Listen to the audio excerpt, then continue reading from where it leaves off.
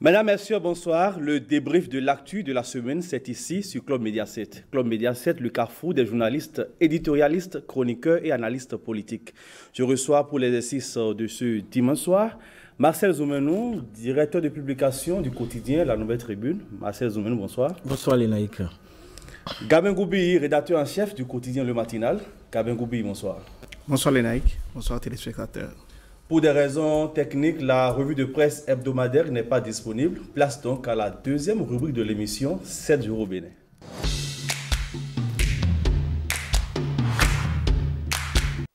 Je commence avec vous, Marcel Zoumenou. Le secrétaire exécutif de la commune de Ouida a été suspendu de ses fonctions cette semaine. Il lui serait reproché une certaine légèreté dans la gestion de certaines infrastructures, en l'occurrence la carrière du sable. C'est une décision de la cellule de suivi et de contrôle de la gestion des communes. Qu'est-ce qui ne va finalement pas au niveau des SE des mairies? Ça fait le 5e SE qui a été suspendu, alors même qu'on est caloré de l'implémentation de la réforme de la décentralisation. Déjà au début, j'avais émis beaucoup de réserves sur cette réforme qui amputait aux élus locaux. Je rappelle que l'un des principes forts de la décentralisation, c'est le principe de la démocratie à la base, qui demande que ceux qui administrent les mairies soient ceux que les populations elles-mêmes ont élus. Et donc, cette réforme avait dévolu comme prérogative la charge de l'administrateur des budgets aux maires. Et donc, j'avais mis un peu de réserve sur cette réforme qui donnait trop de pouvoir aux SE. Et pour répondre à votre question, personne ne devait être surpris parce que quand nous avons vu le tapage et tout le bruit qui avait accompagné la création de ce poste, et à l'époque, ça a donné l'impression à beaucoup de ceux qu'ils étaient plus puissants que les maires. Et ils sont venus dans les mairies avec cette idée que non seulement ils sont venus pour déranger les maires, parfois pour les empêcher de travailler, parfois pour être plus puissants que les maires même. Et vous vous rappelez très bien concernant le SE qui a été suspendu aujourd'hui, sa première erreur a été de convoquer un conseil communal. Vous vous rappelez très bien. Et donc, quand vous voyez le contexte dans lequel ils sont venus, le tapage qui a suivi, toute la campagne, la communication institutionnelle qui a accompagné ces SE, je crois que ça a monté la tête à beaucoup de SE. Mais dans la réalité, c'est vrai, ils ont beaucoup de pouvoir, ça je dois l'avouer. Mais ils sont en train de comprendre qu'aujourd'hui, qu'ils ne sont pas plus forts, plus puissants, plus influents que les maires, et que même si leur pouvoir et les tests leur ont donné beaucoup de prérogatives, ils ne peuvent rien faire sans l'aval du conseil communal, sans l'aval des maires. Et donc, moi j'inscris dans le cadre global une certaine reconnaissance des tests par les je ne spécifie pas. Communes. Oui, non seulement au-delà de connaissance des tests, je crois qu'ils sont assez instruits pour comprendre ce que disent les tests. Mais c'est l'environnement et tout ce qui se chuchote. Nous sommes tous dans le pays, tout ce qui se chuchote dans certains milieux autour de ces pousses-là qui leur a fait pousser beaucoup d'ailes. Et aujourd'hui, beaucoup sont en train de comprendre. Certains ont même démissionné parce qu'il y a eu tellement de menaces qu'ils ont fui. De ça, on ne parle pas. On va aborder le sujet plus en profondeur. Et donc, moi, je crois avec vous. Je crois qu'il faut qu'ils descendent sur terre, savoir que même si les tests leur donnent assez de pouvoir, qu'ils doivent tenir compte de l'environnement purement politique. Certains SE de communes avaient déjà été suspendus. Le SE de Ouida, ça fait le 5e. Pour rappel, il y a eu le SE de la commune de Kouyogbe, le SE de la commune de Cotonou, le SE de la commune de Semekpodji, et bien avant tout cela, le SE de la commune de Tchaourou. Oui, je pense que tous ces exemples doivent avoir suffisamment édifié le SE de Ouida pour ne pas tomber dans les mêmes travers. Surtout que en décembre 2022, il y a eu déjà le DAF avait tiré la sonnette d'alarme par rapport à certaines situations peu orthodoxes qui étaient donc notées au niveau de la gestion des carrières de sable à Ouida. les carrières de sable qui constituent pratiquement une filière. Et vous savez tout ce que cela a créé comme déboire à certains conseillers communaux de Calavier, même à des structures à qui la gestion de ces carrières a été conférée. Donc, c'est des exemples, c'est des situations qui doivent avoir suffisamment servi de leçon au SE de Ouidah pour ne pas tomber dans les mêmes travers. Et en décembre, dès que l'information avait fuité, la cellule avait déployé une commission d'audit qui a mené les enquêtes qu'il fallait et des recommandations avaient été faites au SE. Et donc, selon nos informations, il paraîtrait qu'il n'avait pas pris le temps de faire tout ce qu'il devrait faire quand même pour qu'on affine, c'est-à-dire qu'on corrige les incohérences qui étaient relevées. C'est ce qui a fait justement qu'ils sont revenus à la charge parce qu'il paraît qu'il y avait des détournements, des soupçons donc de détournement et tout. Ce qui fait qu'il y a, je pense, le mercredi ou le jeudi dernier, on les a présentés au commissariat de Ouidah. Donc, vous voyez l'ampleur que cela est en train de prendre. Peut-être qu'il aura des éléments pour se défendre, mais toujours est-il, comme l'a rappelé Marcel, que c'est une réforme qui a semblé donner l'impression, ouais, ceux qui sont au-dessus des maires, c'est faux. Il y a quand même le conseil de supervision, il y a le conseil communal, qui est quand même un organe pour endiguer certains SE dans les velléités de pouvoir contourner les tests, de se mettre au-dessus d'un certain nombre de choses. Et je pense qu'aujourd'hui, ces SE-là doivent intégrer la psychologie ou la réalité des communes qu'on leur a confié. Il ne sert à rien de s'engager dans ces bras de fer avec des maires. En tout cas, certains qui ont tenté de le faire ont subi les conséquences liées à leurs actes. Donc, toujours est-il que moi, je ne dirais pas que ces démissions de SE ou ces suspensions remettent en cause forcément la pertinence de la réforme structurelle du secteur de la décentralisation. La réforme est peut-être dans une crise de maturité. Nous ne sommes qu'au début. La réforme a été mise en œuvre le 1er avril 2022. Nous sommes à un peu plus de 15 mois, je crois, depuis l'initiative de cette réforme-là. Donc, il faudrait laisser le temps à cette réforme de pouvoir se stabiliser. Et je mets tout ce qui s'observe, et le cas du SE de Ouidah qui vient d'être suspendu, comme entrant dans les obstacles ou bien certaines crises que cette réforme-là est en train de connaître. Et c'est de nature à la consolider davantage et à mieux l'affiner pour le bonheur de nos communes. Une nuance qui s'impose, pour le moment il est suspendu. Si les suspicions sont confirmées, le Conseil des ministres va procéder à sa révocation conformément à la loi portant code de l'administration. Oui, c'est tout à fait normal puisque il ne sortira pas la porte qu'il a amenée. C'était des cas administratifs qui avaient été choisis par tirage au sort, je crois, si je me rappelle très bien, et qui sont envoyés dans les mairies pour occuper le poste. Je voudrais rappeler que les postes de secrétaire généraux existaient dans les mairies avant.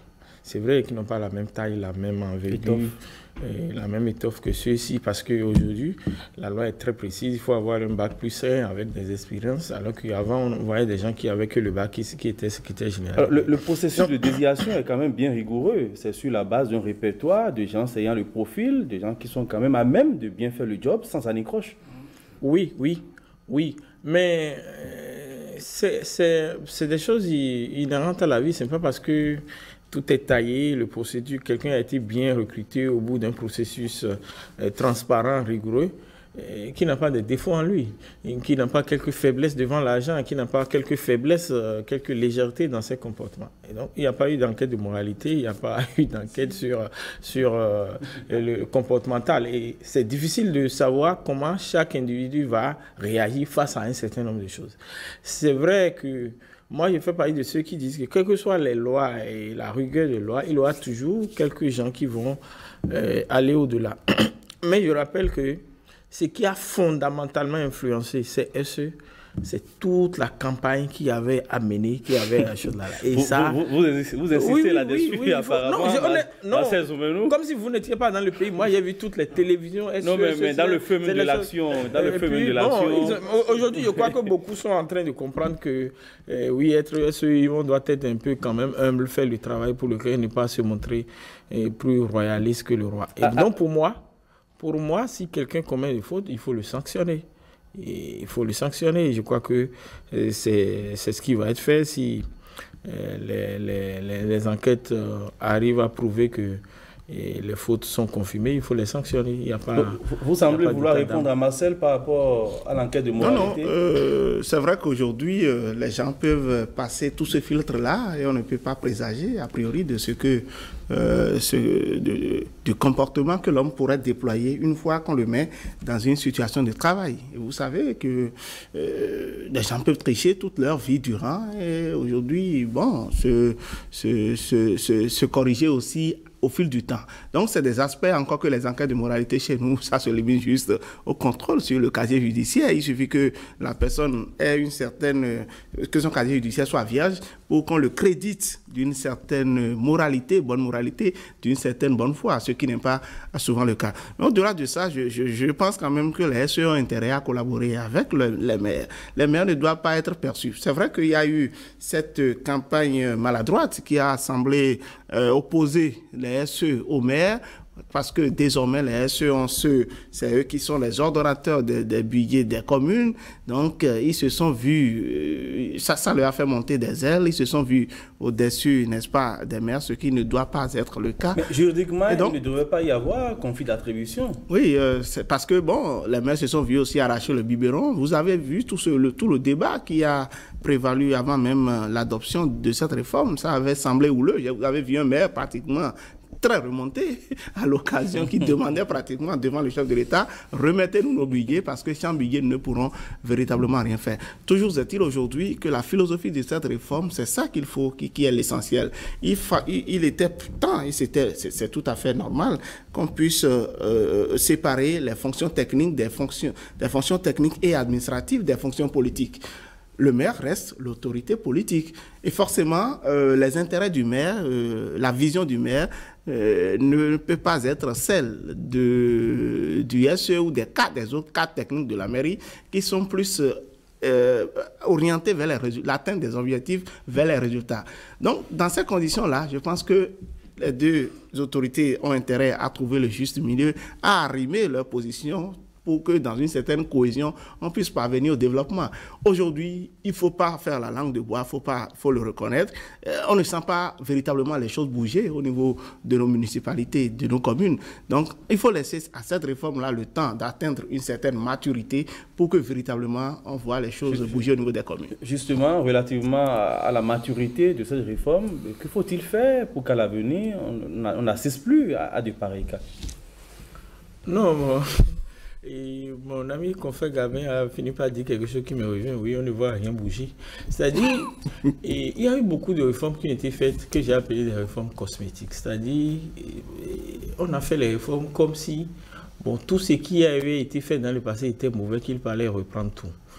Et c'est une erreur de penser que les choses se passent comme ça. Il y a forcément des acquis par rapport aux nouvelles... Il y a quand même des idéaux qui sous-tendent ces réformes qui sont mises en branle. Oui, les idéaux, c'est que les principes sacro-saints de la décentralisation sont enterrés. Parce que quand je parle même des SE qui ont été nommés, mais je dois rappeler que les maires eux-mêmes ont été nommés. Ça, il faut qu'on ait le courage de dire, parce que tous les maires, à l'exception de quelques-uns... Les SE ont été désignés suite à un tirage au sort, oui, Marcel Zoumenou. Mais les maires aussi, c'est le même processus. Les maires aussi n'ont pas été élus maires. La plupart, ils sont conseillers. Et après, c'est des décisions de leur parti. Ils ont passé l'étape des élections. On a fait les élections communales. Oui, c'est ce que je dis qu'aucun... C'est le parti majoritaire pour la installé suite à un scrutin. Non, attendez, je vais vous expliquer. Avant la pour être maire, c'est 2 élections. La première élection, c'est celle qui te permet d'être élu conseiller.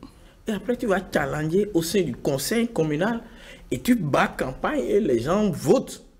Mais aujourd'hui, cette étape a disparu. Entre-temps, il y a eu une loi interprétative qui est venue dire que les partis nomment les maires. Donc, tout le processus est faussé. C'est le principe de la décentralisation. Donc, à partir de ce moment où on a des maires qui sont nommés et des SE qui sont nommés... Par le parti politique. Oui, c'est ce que je dis. La précision est importante. Oui, je suis d'accord. Je crois qu'il faut revoir tout ça. Parce que, effectivement, on voit que rien ne bouge dans les mairies. C'est la partie qui existait qu'on veut corriger. C'est ça qu'on n'arrive pas à corriger. Parce qu'en réalité, avant, les 2 problèmes qu'on avait, c'est qu'on a la mauvaise gestion. Et deuxième chose, c'est que les maires ne prenaient pas des initiatives personnelles. Et à ce niveau-là, à ces deux niveaux, rien n'a évolué. Il y a beaucoup de mauvaise gestion dans les mairies. Et il y a le problème, le fait que beaucoup de maires ne bougent pas. Parce qu'ils ne savent plus comment ils vont. Vous ne voyez aucun point positif inscrit à l'actif? Non, j'attends de voir. Tout ce que je vois du beau, mais je ne vois pas dans matière d'efficacité sur le terrain. Vous n'avez pas la même perception que Marcel Zoumenou? Non, je pense qu'il faudrait recentrer les choses. C'est vrai que le système qu'on adoptait avant par rapport à la désignation des maires, c'était source d'instabilité. Vous avez vu sur un saut d'humeur ou pour des raisons de règlement de compte politique, le conseil communal pouvait se réunir ou même le parti majoritaire à l'issue du processus des élections dans la salle où on devrait procéder à l'élection du maire, se voyait, on lui faisait forcément... On lui faisait carrément harakiri où la mairie revenait au parti qui n'a même pas atteint la minorité. Ce qui fragilisait les deals. Ça fragilisait non seulement les deals, mais ça ne reflétait pas forcément le choix, la volonté populaire. Aujourd'hui, il ne faut pas se voir la face une phrase encore. On ne voit pas les lignes bouger pour ce qu'on devrait s'attendre par rapport à la philosophie de cette réforme-là. C'est comme si certaines communes continuent d'être à la traîne. Même à Cotonou, on a annoncé de très bonnes intentions par rapport à l'édile de la ville, où on devrait assister à un certain nombre de choses. Franchement, ça ne va pas. À Calavi, où je vis, je ne sais pas si on peut se prévaloir même d'un bilan. Vous savez, pour la petite histoire, on a initié un dossier à l'endroit de certaines communes, de certaines municipalités. Au niveau de votre quotidien? Mais oui, au niveau du quotidien, le matinal, des maires ont décliné l'offre. Bon, nous, on a interprété cela comme le fait qu'ils n'avaient pratiquement pas de bilan à défendre. Et c'est tout à fait malheureux. Les populations, aujourd'hui, semblent avoir les mêmes impressions. Même si, aujourd'hui, on peut le dire, la réforme a permis au moins à ce qui est une certaine rigueur dans la gestion des finances de la commune. Il y a moins de détournements ou moins de contrats occultes au niveau de la municipalité. C'est quand même à mettre à l'actif de cette réforme-là. C'est un acquis déjà, mais les populations ont besoin d'avoir un conseil communal assez dynamique et ont besoin de voir les résultats concrets sur le terrain. Marcel Zoumenou, pour finir avec le sujet. Non, qu'est-ce que j'ai dit? Ma position ne varie pas que cette réforme est à revoir, qu'en dehors du bon salaire qui a été fait au cadre, au maire, au SE, que moi je ne vois pas grand-chose. Et donc pour moi, c'est que soit on retourne à l'ancien système qu'on essaie d'améliorer, ou on laisse le temps à cette réforme-là et on essaie de percevoir, de revoir les aspects sur lesquels il faut améliorer, mais en l'état, cette réforme-là ne peut pas permettre d'avoir des mairies, des municipalités assez fortes, assez entreprenantes, puisque le maire est trop encadré et donc ça ne permet pas l'éclosion de l'initiative privée qui doit être un principe basique des initiatives des mairies. Et l'État l'État s'est trop immiscé dans la gestion des mairies. Je crois qu'il y a des pays où la décentralisation évolue très bien, où on parle de gouvernements locaux, tout ça là. Je crois qu'il faut s'inspirer de l'exemple de ces pays-là. Le meilleur reste à venir certainement. Le décryptage de l'actualité à caractère d'extranéité, c'est dans la rubrique Interactu.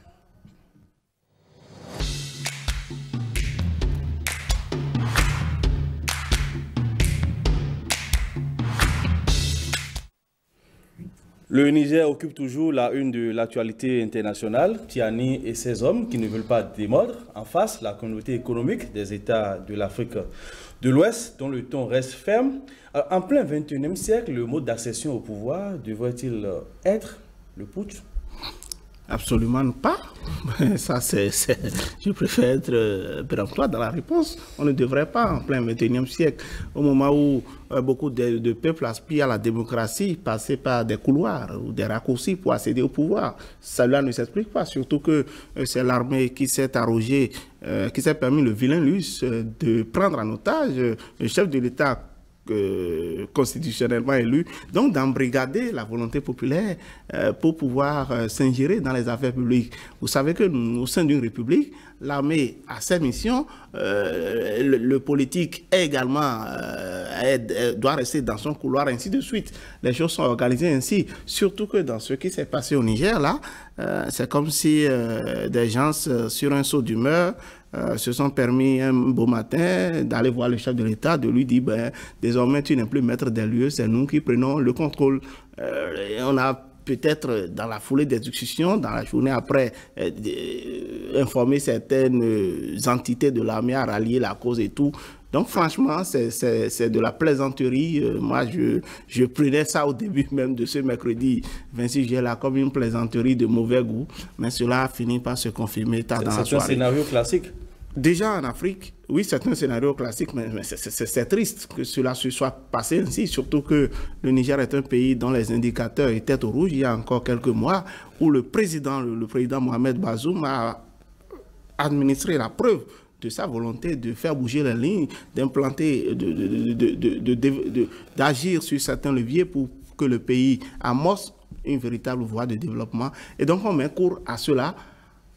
Tout est mis à zéro. La démocratie est en berne aujourd'hui au Niger parce que les militaires qui sont au pouvoir, qui ne sont pas préparés, a priori, à la gestion des affaires publiques, ça compromet la libre expression des libertés publiques et individuelles. Ça met en péril même le programme d'action qui est en train d'être décliné par le chef de l'État. Et vous voyez déjà qu'on annonce une transition de 3 ans. On a comme impression que Tiani et ses hommes, c'est maintenant qu'ils veulent organiser les choses. Ils n'avaient même pas ils n'avaient aucune vision pour le pays. On va y revenir. Marcel Zoumenou, la place des militaires est dans les casernes et non au sommet de l'État pour l'exercice du pouvoir. Après le Mali, la Guinée, le Burkina Faso, c'est le Niger. Alors, que faire pour arrêter cette pandémie, Poutis? Bon, je dois avouer que moi, le principe que je défends partout, c'est le principe de la cession du pouvoir par les voies démocratiques. Et donc que toute personne qui veut accéder au pouvoir, qui veut être président de la République, puisse aller devant le peuple, parler, convaincre et accéder au pouvoir. Et donc, c'est le principe de condamner le coup d'État. Je le condamne de façon formelle. On ne peut plus continuer à accepter cela. Et là où je condamne doublement, c'est que de plus en plus, il y aura une rupture de confiance entre le personnel politique et les officiers supérieurs de l'armée. Quand je te nomme pour t'occuper de ma garde, c'est comme si je te prends, c'est un poste de responsabilité de grande confiance. Très sensible. Et je te nomme, je te donne les moyens pour me sécuriser en tant que président de la République.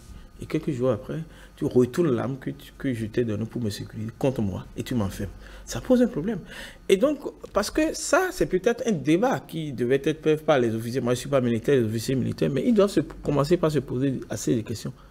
Parce qu'à cette allure, on peut arriver à avoir des présidents en Afrique qui vont signer des contrats avec des structures et qui vont nommer des chefs d'état-major, des directeurs de gendarmerie, de l'armée de la venant de l'étranger. Et là, il est sûr que ces gens étant étrangers, ils n'ont aucun intérêt politique, ils vont un jour se lever et retourner l'arme contre lui. Et donc, sur ce principe, je condamne formellement.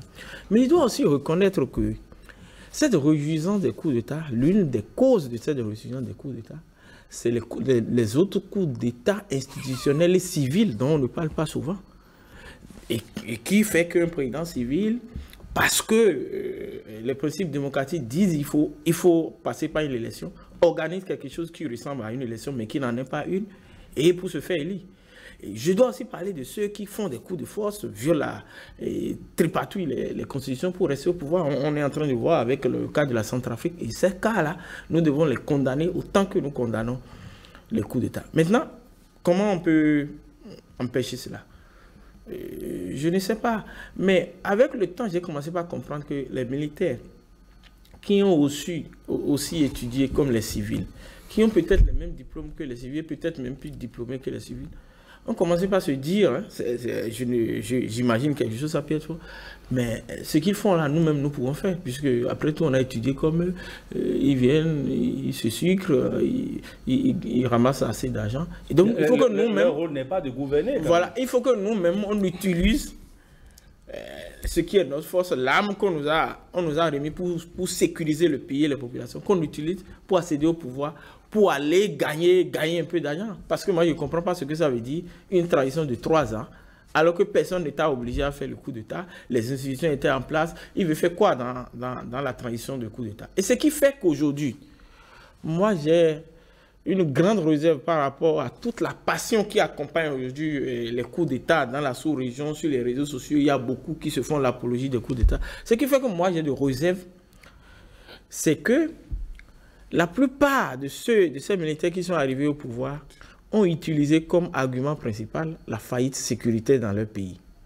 Mais regardez là, il y a certains qui sont là depuis 2 ans. Rien n'a changé, presque rien n'a changé. C'est vrai qu'aujourd'hui, on nous dit, oui, ils sont allés faire ça, ils sont allés faire ça. Et simplement parce que, ça, vous le savez peut-être, et nous sommes tous des journalistes ici, l'une des caractéristiques de ces régimes, c'est qu'ils empêchent les journalistes de dire la vérité. C'est dans ces pays qu'on parle de traitement patriotique de l'information. Et moi, je sais combien de pétitions j'ai déjà signées pour soutenir des confrères au Mali, au Burkina. Et au Niger, le directeur de la maison des médias de Niamey a déjà fait sortir 2 communiqués. La dernière fois, des journalistes ont été tapés. À partir de ce moment, la seule information qui circule, c'est l'information qui est favorable au régime qui sont au pouvoir. Et donc, la propagande. Et donc, on a trop de réserves pour dire qu'ils sont en train de travailler, qu'ils sont dans la logique de développement, qu'ils veulent faire mieux que les civils. Et c'est pour cela, moi, je me pose assez de questions. Et j'ai fini par conclure. Bon, peut-être que ils ont compris que, bon, eux-mêmes, c'est l'occasion pour eux de prendre le pouvoir, de s'en servir et des choses là. Le temps que d'autres militaires viennent les renvoyer, on a vu Damiba qui est à Lomé tranquille, avec beaucoup d'argent, qui passe à une retraite dorée. Et donc, c'est ça, et c'est regrettable. Dans ça, les perdants, c'est les populations. Ce sont les populations. Gabin Goubi, la démocratie qui est mise en parenthèse, la démocratie qui est en souffrance, des mandats présidentiels écoutés, des chefs d'État débarqués, l'armée qui s'empare du pouvoir. C'est dommage qu'on en soit encore là. Vous savez que l'Afrique, le continent africain fait partie, les pays du continent africain font partie des derniers à avoir acquis leur indépendance. Et depuis 1960, moi je me suis amusé à mener une étude par rapport au coup d'État en Afrique. Il paraît qu'on a dénombre près de 200, plus de 200 et quelques coups d'État depuis 1952 tout au moins. Ça doit être un record. Dans cet environnement, mais il y en a même qui ont avoisé, qui tutoient la barre de 20 coups d'État depuis cette période-là. Heureusement, au Bénin, on a connu au moins 8 coups d'État dans la période 60 à 72. Mais depuis, il y a quand même une certaine stabilité. On a fait l'option de la démocratie depuis, à l'issue de la conférence des forces de la nation. Mais 33 ans après, c'est vrai qu'on ne peut pas dire aujourd'hui que tout est rose par rapport à l'expression même de la démocratie. On a quand même pu évincer ce démon. Mais au moins aujourd'hui, si nous sommes ici aujourd'hui à apprécier l'actualité, à opiner, à apporter notre contribution au débat public, c'est parce qu'on jouit quand même d'une certaine liberté d'expression, ce qui n'est pas le cas. Vous l'avez vu, ce qu'il a décrit. Moi, je n'avais pas connaissance de toutes ces informations-là. Et donc, on veut livrer à l'opinion internationale que tout le monde est favorable à cela. Et c'est ce qui arrange seulement qu'on diffuse. Et moi, je condamne davantage cette incongruité aujourd'hui, je dirais même cette hérésie qui se développe au niveau du continent, où on voit tout le monde applaudir des coups d'État comme si cela doit être la norme. Certains vont jusqu'à stigmatiser une puissance coloniale pour dire que c'est elle qui, c'est à cause d'elle, il faut favoriser la chose, sans oublier que derrière, on veut se retourner vers une autre puissance. Il y a un nouveau maître qui... Mais quand est-ce que l'Afrique véritablement va s'affranchir? Donc, c'est un discours qui ne tient pas. Surtout que les actuels hommes forts, les poutistes qui sont au pouvoir, développent un certain appétit une certaine appétence, voilà, un certain appétit pour le pouvoir. Et rien ne prouve que ceux que vous voyez là qui ont formaté des coups d'État sur la base de ce que il y avait la menace terroriste, à part la Guinée, où au moins le coup d'État est une conséquence collatérale de la révision constitutionnelle du président, l'ancien président Alpha Condé. Tous les autres États, c'est soit la question sécuritaire, et au Niger, on a dû trouver des arguments de bas étage pour pouvoir justifier l'injustifiable. Toujours est-il qu'aujourd'hui, ces putschistes, en dépit des agendas, des échéances qu'ils ont proposées, n'offrent aucune garantie de passer réellement le pouvoir aux civils à l'issue de la transition. Et c'est dommage. Et c'est pour cela qu'il faut encourager la CEDEAO, même si en son sein, il faut le reconnaître, il y a quand même certains dirigeants qui ne sont pas exempts de tout reproche. Il faut condamner forcément ce qui s'est passé, surtout au Niger, là, qui ne répond probablement à aucune logique, surtout que le président qui est là veut faire surtout dans la distraction. Il est en train de fermer des portes au dialogue. Et la dernière fois, vous avez vu, c'est pratiquement après avoir reçu la délégation de la CEDEAO conduite par l'ancien président nigérian, et qu'il s'est fendu d'un discours un peu plus tard dans la soirée pour annoncer que la transition fera 3 ans. Ils feront quoi en 3 ans? C'est du n'importe quoi. Ils feront quoi en 3 ans? C'est la question qui est sur le tapis. Restauration de l'ordre constitutionnel, rétablissement du pouvoir de Mohamed Bazoum, la CEDEAO, y crois-tu comme fait? Je crois qu'il faut maintenir la pression sur ces juntes-là pour qu'ils organisent très vite les élections, des élections libres, transparentes, démocratiques, auxquelles toutes les forces, toutes les personnalités politiques qui le désirent puissent participer, autant qu'eux-mêmes, parce que moi, comme je vous l'ai dit, j'ai compris que beaucoup de militaires ont pris goût à la chose, ils veulent faire comme les civils, et déjà vous voyez certains qui laissent les treillis, bon les treillis ça fait un peu chaud évidemment, et ils portent des basins bien allumés, ils rasent beaucoup plus leur barbe, ils portent des costumes plus jolis, et puis bon, c'est bon pour eux, je sens qu'ils se sentent à l'aise dans ça, et que les treillis, donc je pense qu'il faut veiller à ce que des élections soient vite organisées, élections auxquelles peuvent participer eux, les militaires, même Bazoum, mais aussi, et ça on ne le dit pas souvent, les personnalités politiques qui avaient été exclues de l'élection qui a porté Bazoum au pays. Parce que je dois rappeler qu'il y a une petite crise politique dans le pays liée aux dernières élections où certaines personnes ont été écartées, dont Ama, oui, et puis l'autre qui croit avoir gagné, qu'on a là, l'ancien président, comment on appelle, l'ancien président qui était candidat, Maman Ousmane, et qui croit et qui continue de dire que c'est lui qui a gagné, les chiffres ont été changés, et Ama qui a été écarté sur l'avion. Il y a ces problèmes qu'il faut régler. Je crois que la CEDEAO a un grand rôle. Contrairement à ce que les gens disent, elle peut avoir des factures, des décisions en son sein. C'est une organisation communautaire à laquelle tous les États ont souscrit et doivent respecter ces décisions. Moi, je suis formel sur ces choses. Ce ne sont pas des choses sur lesquelles on doit faire des débats pour dire non, la CEDEAO, non. C'est vrai, la CEDEAO a des problèmes. Elle est fragilisée, elle est diminuée. Elle donne comme l'impression que c'est un syndicat de présidents. Mais pour autant, on doit respecter ces décisions. Nous devons travailler à rendre fort les institutions communautaires pour que chaque fois qu'on ait des problèmes, qu'on ne soit pas obligé de faire recours aux institutions occidentales qui viennent dicter des lois. Moi, c'est ma position par rapport à cette question. Gabin Goubi, l'impératif, c'est le retour à l'ordre constitutionnel. Non, il le faut. C'est vrai qu'aujourd'hui, si on doit faire un peu preuve d'objectivité, la junte au pouvoir malien est en train de fermer les portes à tout dialogue et à toute négociation, ce qui complique davantage les choses.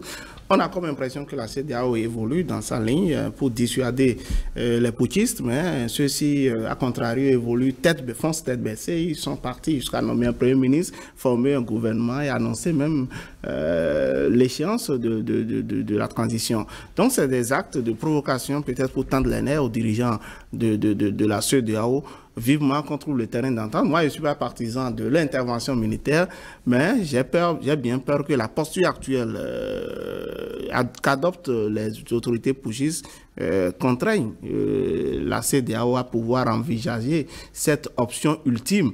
Le drame à ce niveau serait que on aurait enregistré beaucoup de victimes collatérales, notamment dans le rang des civils qui aujourd'hui subissent de plein fouet les conséquences des actions qui sont infligées au Niger. De Niamey, rendons-nous à Moscou. Marcel Zomenou, l'ex-bras-droit et patron du Wagner, celui-là même dont le nom évoque la terreur. Evgeny Prigojine s'est éteint dans un crash d'avion à bord du même vol, son alter ego Dimitri Utkin. Au total, une dizaine de personnes qui ont succombé. Oui, on a tous suivi cette actualité. On a vu comment les choses sont passées. Mais pour moi, je n'étais pas surpris personnellement. Et quand, je crois le 25 ou le 26 juin passé, 23-24, Prigojine avait décidé de monter contre le Kremlin. Et qu'arrivé à Vostok, il a décidé d'arrêter, et parce que je crois on l'a convaincu que... Suite à la médiation de Loukachenko.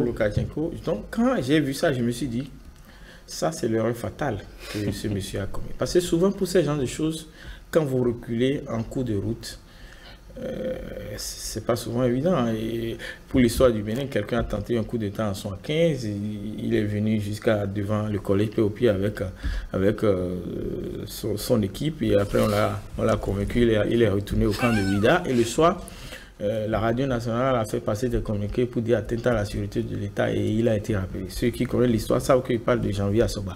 Et donc je me disais, ce monsieur, ses jours sont comptés. Ces jours sont comptés parce qu'il sait que la Russie, ce n'est pas un régime démocratique. Depuis des années, la Russie n'a jamais été un régime démocratique. Et donc, c'est un pouvoir fort qui est installé. Et que Poutine ne badine pas avec ces genres de choses. Je ne dis pas forcément qu'il est responsable de ce qui s'est passé, mais je sais qu'il tient tous ceux qui ont des points de vue critiques, tous ceux qui osent défier son pouvoir. On a eu avec Anna Politkovskaya, avec l'actuel confrère Navalny qui est en prison, qui est condamné à des peines lourdes, et il y a beaucoup d'autres opposants, même des oligarques qui ont osé s'opposer à son pouvoir. On sait à quelles conditions leurs sorts ont été réglés. Donc je me disais qu'il ne lui reste plus assez de temps. Je ne connaissais pas sa capacité de résistance, de résilience par rapport à un régime soviétique comme celui-là. Et peut-être qu'il était renseigné pour éviter les pièges qu'on va lui tendre. Ça peut être un empoisonnement, ça peut être un coup comme celui-là. Mais bon, il a tenu pendant 2 mois et il était resté un peu en Biélorussie. Et donc, je ne sais pas ce qui l'a amené à venir à Moscou pour prendre un avion. Et puis bon, ça a fini comme ça. C'était le sort qu'il devait connaître. Peut-être il allait le connaître plus tôt, mais c'était évident que ça allait finir comme ça. Soit un crash, soit un empoisonnement, soit un accident de voiture, toutes les formes possibles pour le finir, parce qu'il a défié une puissance, une autorité que dans un régime comme celui-là, il faut être courageux, garçon, pour oser le faire et tenir longtemps.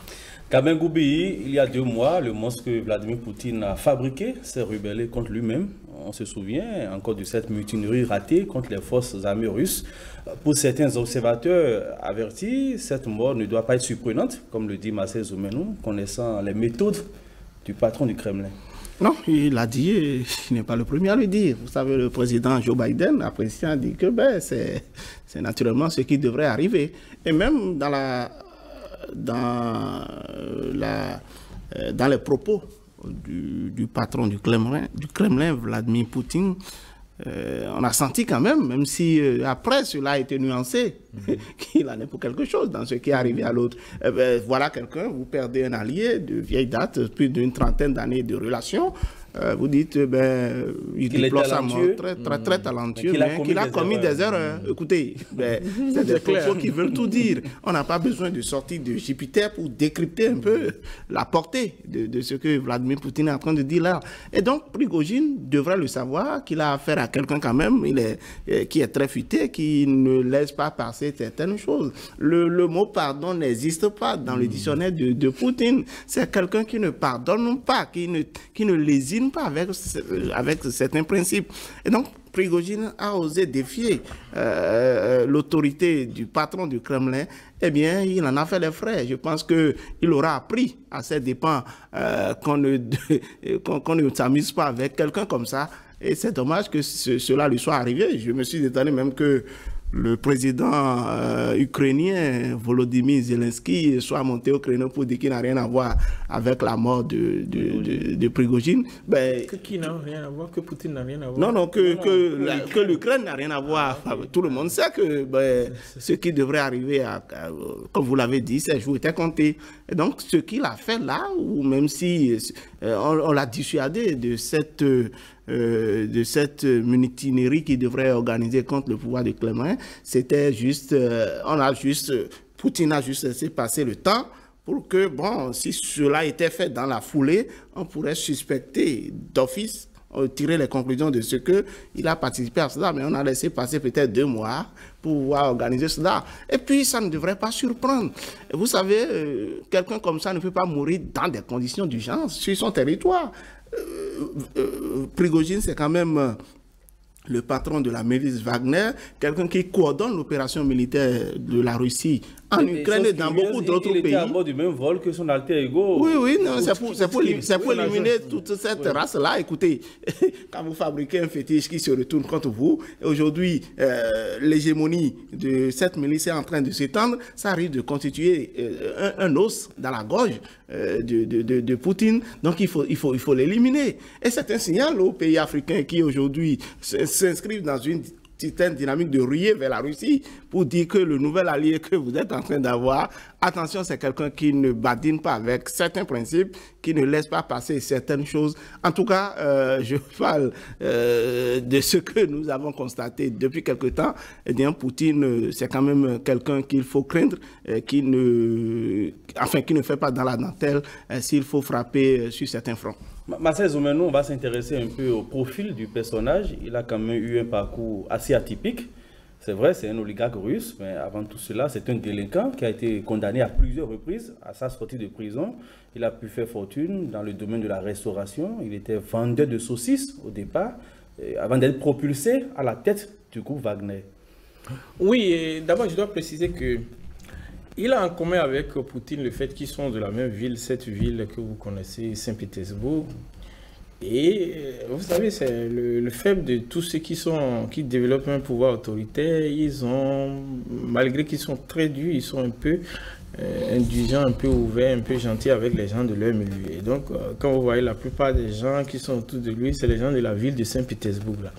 Et donc, c'est ce qu'il a en commun. Deuxième chose, comme on l'avait dit, il a un parcours atypique, voyou, et il a fait la prison plusieurs fois. Puis après, il est entré dans la restauration et il a commencé par se rapprocher de Poutine. À un moment, les gens le prenaient comme le cuisinier de Poutine. Et puis il y a eu ce projet de créer un groupe militaire privé qui va intervenir dans certains pays où l'armée russe, a priori, ne peut pas aller. Et donc, Wagner, aujourd'hui, est présent dans plus de 4-5 pays en Afrique, le Mali, la Centrafrique, le Soudan, je crois il y a un autre pays là, et dans d'autres pays en Asie. Et donc, au début, Poutine faisait croire quand les accusations venaient de la part des Occidentaux et des États-Unis qu'il en a pour quelque chose dans les signatures de contrats de ce groupe avec des pays que c'est une structure privée dont le Kremlin n'avait rien à voir. Mais on a compris que quand il y a eu cette tentative de mutinerie de Prigojine, lui-même a reconnu que l'État russe a accordé des financements à Wagner. Et aujourd'hui, c'est encore Kremlin qui nomme le remplaçant de Prigojine. Et donc, on comprend clairement que c'est un bras armé, un bras opérationnel de Kremlin pour intervenir dans les pays. Et la plupart de la pratique est connue, c'est qu'ils vous aident à vous sécuriser et en retour, ils ont des contrats miniers, des contrats obscurs et qui leur permettent de gagner de l'argent qui retourne de l'autre côté. Moi, je crois que c'est l'impact de sa mort sur l'Afrique qui m'intéresse. Parce qu'aujourd'hui, je sais que il s'est donné une casquette de sauveur de l'Afrique. Chaque fois dans ses discours, on l'entend dire on va délivrer l'Afrique. Contre qui on veut délivrer? Moi, je ne sais pas. Il va délivrer l'Afrique. L'Afrique est un champ de bataille. Et donc, voilà. Et donc, il y a eu aussi beaucoup d'informations qui disent qu'il est un bailleur pour beaucoup de panafricanistes entre griffes aujourd'hui qui scellent sur les réseaux sociaux. Donc, moi, je ne sais pas hein, si le remplaçant de Prigojine pourra bien jouer ce rôle de permettre à Wagner d'être une milice assez influente en Afrique comme ça a été au temps de Prigojine. Tout ça, là, nous allons observer. Mais je crois que quelque chose va changer et je crois que la Russie a perdu quelque chose et que les pays qui ont des accords militaires avec Wagner ont également perdu quelque chose. Kabin Goubi, pour finir avec le sujet, un mot sur le parcours du personnage. Non, j'ai lu un peu, j'ai parcouru un peu sa vie. C'est quelqu'un quand même qui a été très intelligent. Poutine l'a reconnu. Déjà, c'est quelqu'un, Poutine est très sélectif sur ses collaborateurs, ses propres collaborateurs. Donc, certainement, c'est en vertu de ce qu'il a comme potentiel qu'on a mis à la tête de cette milice-là, c'est-à-dire que cette agence de prestation et services privés, comme c'est de la sécurité qu'il s'agit, donc on ne peut pas confier ça à n'importe qui. Et donc c'est quelqu'un forcément qui a certaines qualités qui ont impressionné le patron du Kremlin qui lui a confié cela. Bon, moi je ne dirais pas comme à celle qu'on a perdu, que l'Afrique a perdu. Bon, les pays qui sont en contrat occulte avec Wagner ont perdu quelque chose, encore qu'on n'a pas besoin de ça, forcément, en Afrique. Je pense que c'est la question du développement qui doit nous préoccuper, et quel que soit celui qui va le remplacer, eh bien, la Russie va trouver son compte. Qu'on ne montre pas qu'on veut peut-être lutter contre les terroristes en Afrique, assurer la protection des chefs d'État à 0 francs. La Russie aussi a forcément ses intérêts, et donc elle s'accapare de nos ressources et autres là et tout. Je reste avec vous. Nous allons boucler la boucle avec la dernière rubrique de l'émission, Aucun de la Toile.